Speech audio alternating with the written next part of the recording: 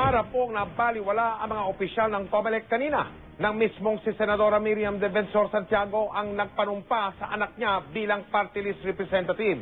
Ginawang panunumpa sa opisina pa mismo ng COMELEC. Nakatutok si Tina Panganiban Perez. Mahirap at mayaman. Si Senador Miriam Defensor Santiago mismo ang nagpanumpa sa tungkulin sa anak niyang si Narcisa III o Archie.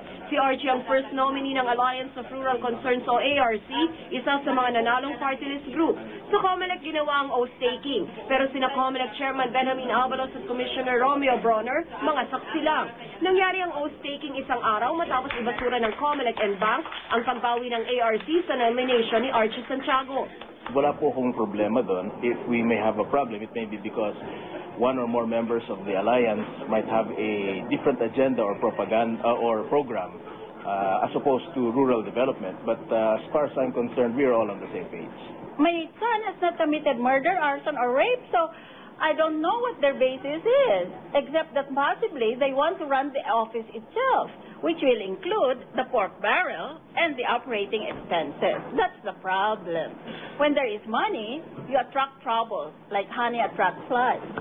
Hirit naman ng ARC, base lang daw sa isang technicality, kaya dinismiss ng COMELEC ang kanilang petisyon. Marami siyang violation na ginawa doon sa ARC Constitution and Bylaws. Sa ganito, parang sinasabi niya na hindi ka na pwede magpalit kahit na magkaroon ka ng problema ang partido mo doon sa representative mo sa loob ng Congress. After elections, the names cannot be withdrawn. Pinabulaan na naman ni Senador Santiago na front ang administrasyon ng ARC.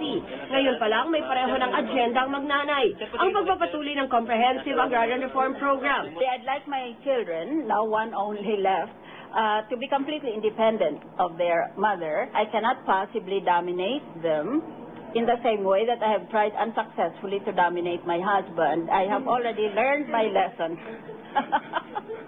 Hanggang 2010 na lang uupong senador si Miriam. I hope that he will be more like his father, who has a higher social intelligence than I do. I am really socially illiterate. I don't know how to get along well with people. Ngayong kongresista na ang kanyang anak, nagbago na kaya ang tingin ni Senator Miriam sa mga taga-kamara na minsan na niyang tinawag na mga talakito.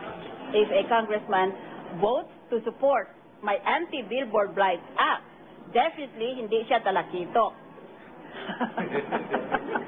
Maaari siyang superior grade of fish, pero hindi na siya kasama doon sa mga kalaban ko. Tina Panganiban Perez, nakatutok, 24 oras.